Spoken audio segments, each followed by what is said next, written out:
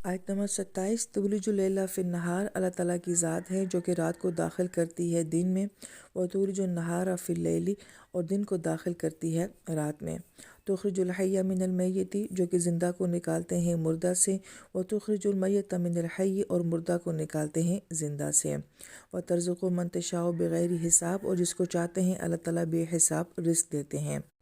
اس آیت مبارکہ میں دن اور رات کے نظام سے اور زندہ اور مردہ کے نظام سے ایک تبدیلی کے نظام کو بیان کیا جا رہا ہے کہ دن کی دنیا بالکل مختلف ہوتی ہے اور رات کی دنیا بالکل مختلف ہوتی ہے، اور اس دن اور رات کے آنے کو کوئی بھی کنٹرول نہیں کر سکتا سوائے اللہ تعالیٰ کی ذات کے۔ اسی طریقے سے کسی انسان کی زندگی میں کبھی عزت اور اقتدار آ رہا ہوتا ہے اور کبھی یہ جا رہا ہوتا ہے، کسی کی زندگی میں عروج ہوتا ہے، کسی کی زندگی میں زوال ہوتا ہے، تو جس طرح سے یہ دن اور رات ہمیشہ ایک جیسے نہیں ہوتے، تو انسانی زندگی کے حالات بھی ہمیشہ ایک جیسے نہیں ہوتے، اس میں بھی یہ تبدیلی آ رہی ہوتی ہے، اور یہ تبدیلی جیسے کہ دن اور رات کے نظام میں یہ تبدیلی کوئی کنٹرول نہیں کر سکتا، یہ صرف اللہ تعالیٰ کے اختیار میں ہے۔ اسی طریقے سے انسانی زندگی کے حالات میں جو تبدیلیاں آ رہی ہوتی ہیں، یہ بھی کسی انسان کے کنٹرول میں نہیں ہے، یہ صرف اللہ تعالیٰ کے اختیار میں ہے۔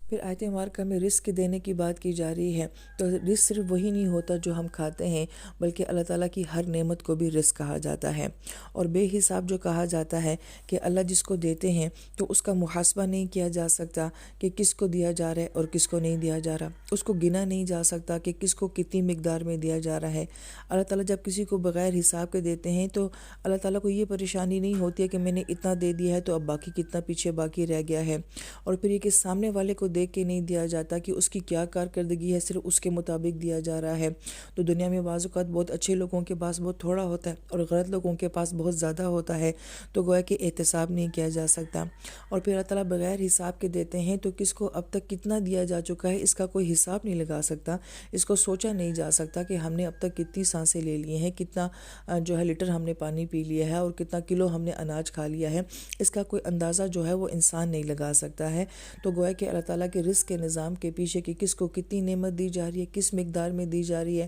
اب تک کون کتنا استعمال کر چکا ہے، اور آنے والے وقت میں کس کے نصیب میں کتنا ہوگا، اس کا حساب صرف اللہ تعالیٰ کی ذات کے پاس ہے، کوئی انسان جو ہے اس کا اندازہ نہیں لگا سکتا۔